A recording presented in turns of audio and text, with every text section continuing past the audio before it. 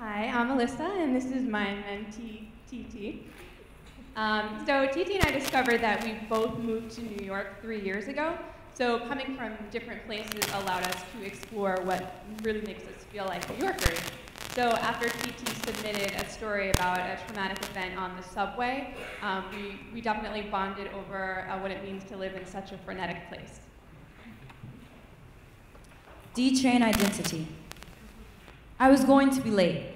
That was my only thought as I rushed towards the 174th Street station. I always hated going to that station.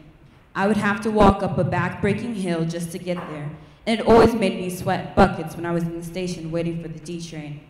I was living in the Bronx, and for some reason, the Bronx was the only borough in New York with massive, unnecessary mountains. Tiny droplets of sweat would slide down my forehead agonizingly slowly, mocking my battle with the steep incline. I would feel so ugly going up there, the pressure of the walk forcing me to breathe harder than I did at volleyball practice every day after school. That early fall day was no different. By the time I was down the stairs on the platform, I was sweating profusely. I had walked quickly, almost ran up the hill to catch the train. I was going to be late to school if I didn't hurry up. My mother hated when I was late.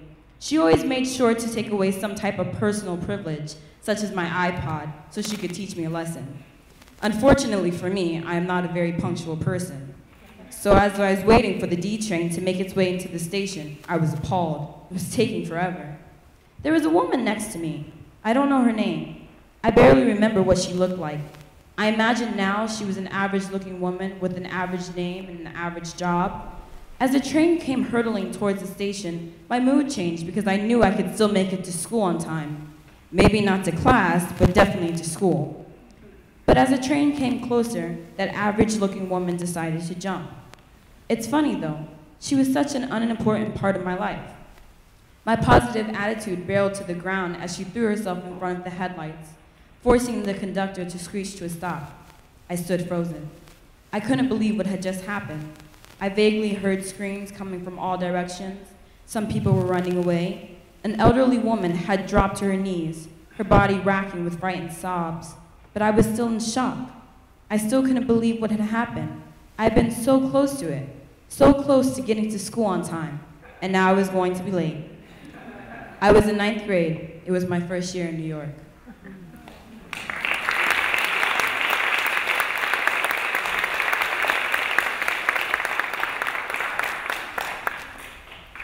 This year, I became a New Yorker. I've been in Brooklyn for 3 years now, but nothing has ever really happened. No reassuring sign that I do live here, in a questionable place where questionable things happen. I scan the papers in the morning and something always happens elsewhere, affecting other people in other neighborhoods far away.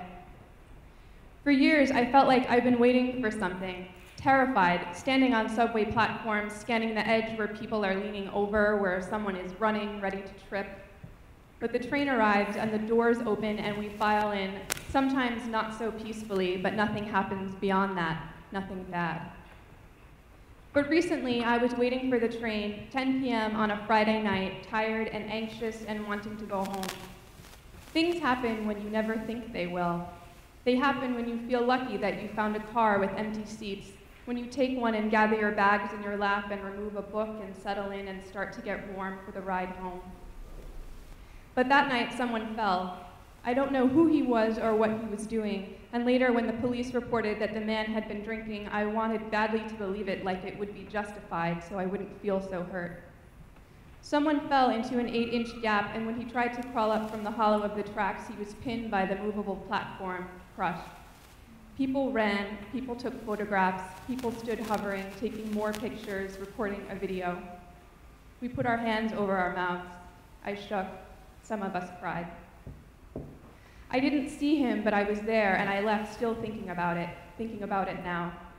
I've read all of the reports. He's alive, he's in stable condition, he's suing the city. There are moments when in New York you remember where you are despite leafy streets or picture windows or heated rooms. People, you have no idea who they are, come into your life to remind you that you're alive in a place that never stops moving, that you need to watch for the signs to stop yourself from falling.